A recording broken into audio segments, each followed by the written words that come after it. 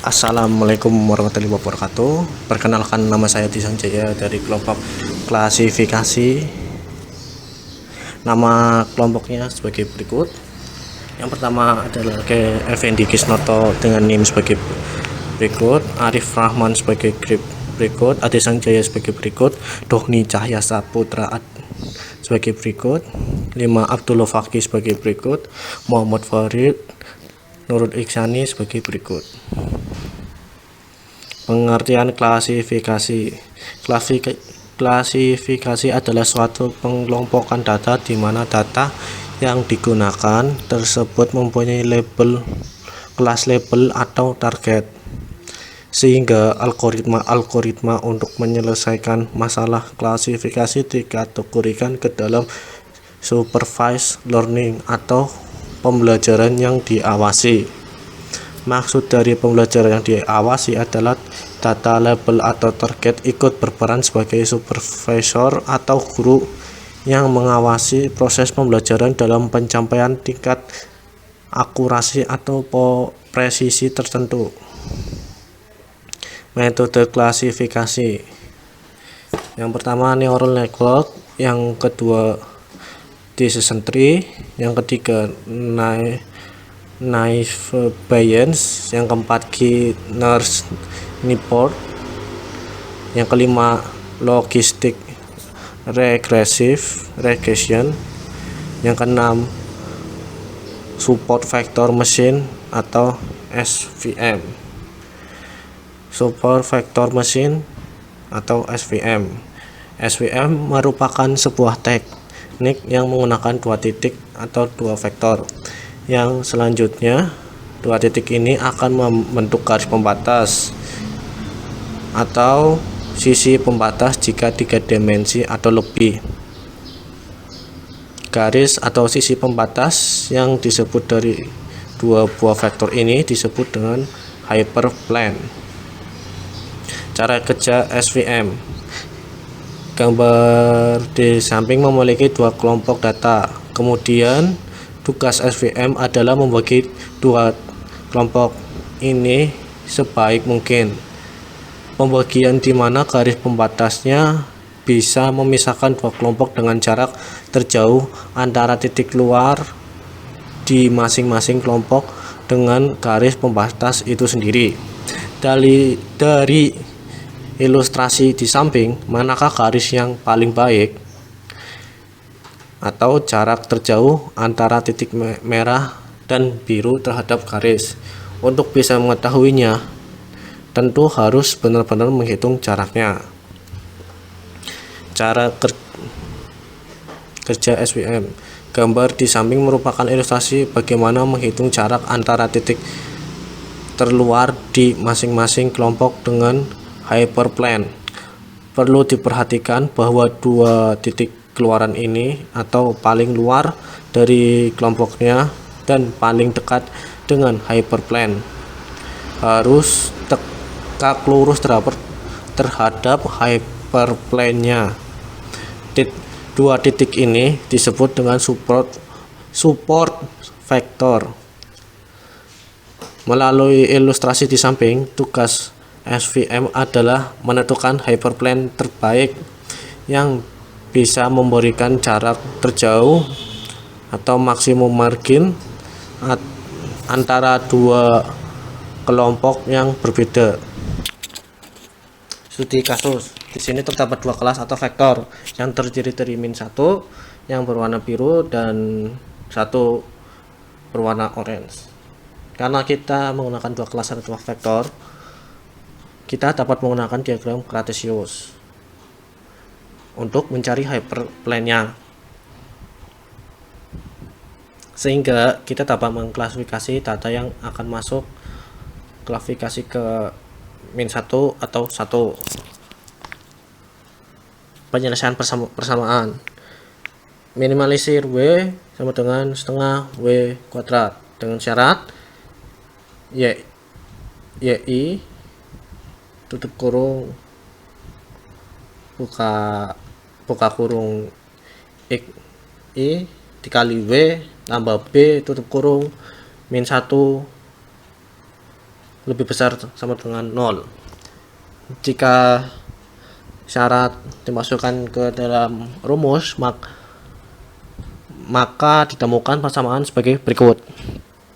W1 ditambah W2 ditambah B lebih besar sama dengan 1 untuk Y1 sama dengan 1, Y1 sama dengan 1, X2 sama dengan 1. Min W1 ditambah W2 min B lebih besar sama dengan 1 untuk Y2 sama dengan min 1, X1 sama dengan 1, X2 sama dengan min 1. W1 min W2 min B lebih besar sama dengan 1 untuk Y3 sama dengan min 1, X1 sama dengan min 1, X2 sama dengan 1.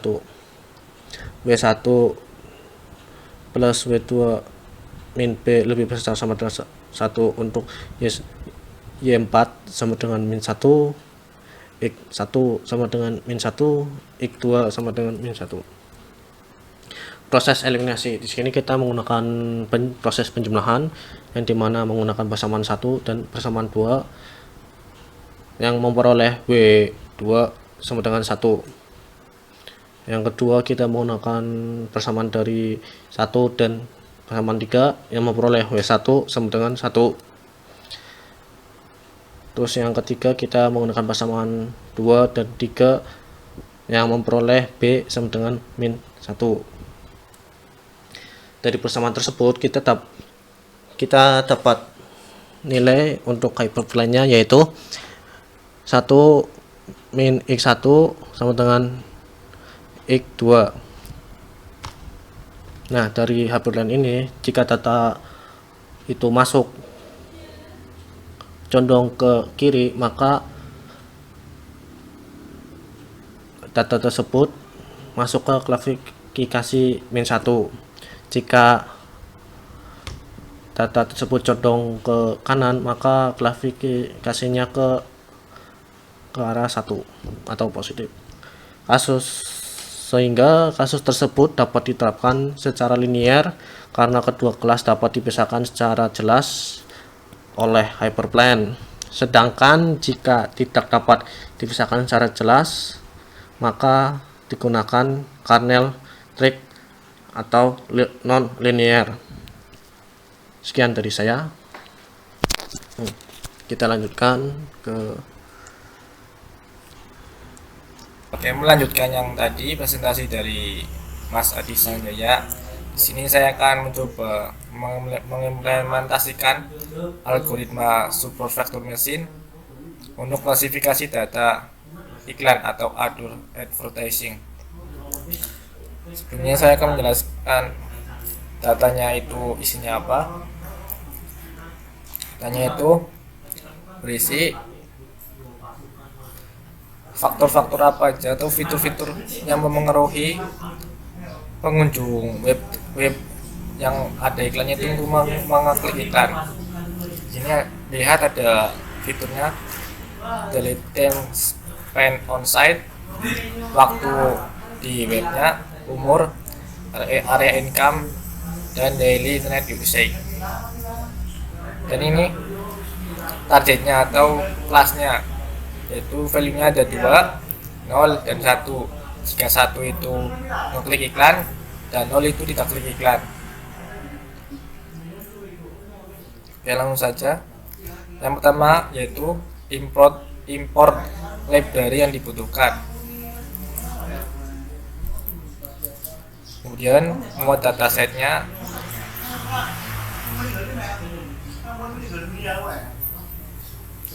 Setelah itu kita bagi atribut independen dan atribut dependennya. Di sini kami menggunakan atribut independennya menggunakan 3 saja, yaitu umur, area income, dan daily internet usage. Dan dependennya yaitu atau targetnya itu click on ad. Kita jalankan. Kemudian kita print 4 data paling atas dari data independen dan data dependennya. Kita lihat ini data independennya, ada age, area income, dan daily transaction, dan data atribut dependennya click on it. Setelah itu kita membagi dataset dan membuat model prediksi. Dataset dibagi ke dalam data training dan data testing. Data training digunakan untuk melatih model yang telah dibuat, sedangkan untuk evaluasinya dilakukan dengan data testing. Kita menggunakan data testingnya 20% dan data trainingnya 80%. Kemudian buat model menggunakan SVM yang digunakan untuk klasifikasinya.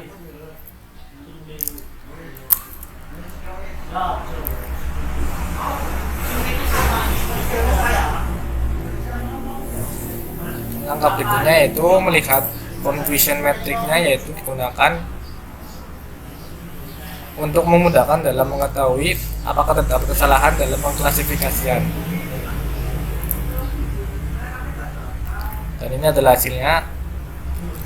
Sini berarti ada 11 kesalahan dalam klasifikasi ini, yaitu orang yang diprediksi klik iklan dan hasilnya klik iklan itu ada 100 orang, dan yang diprediksi klik iklan namun hasilnya tidak klik iklan itu 3 orang.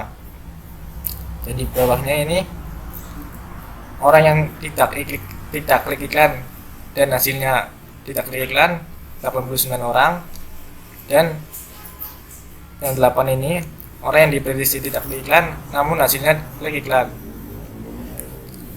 atau biasa disebut yang 100 ini true positif, yang 3 ini true negatif, yang 89 ini false positif, dan 8 false negatif. Selanjutnya dengan confusion matrix dapat mengetahui keakuratan dari model yang telah dibuat dengan performance matrix seperti akurasi, recall, dan precision. Kita jalankan. Kita lihat ini hasilnya. Akurasinya itu ini kita tampilkan dalam bentuk persen, yaitu 94,5%. Ini merupakan cukup tinggi untuk klasifikasi. Oke, sekian dari kelompok kami. Kurang lebihnya mohon maaf. Wassalamualaikum warahmatullahi wabarakatuh.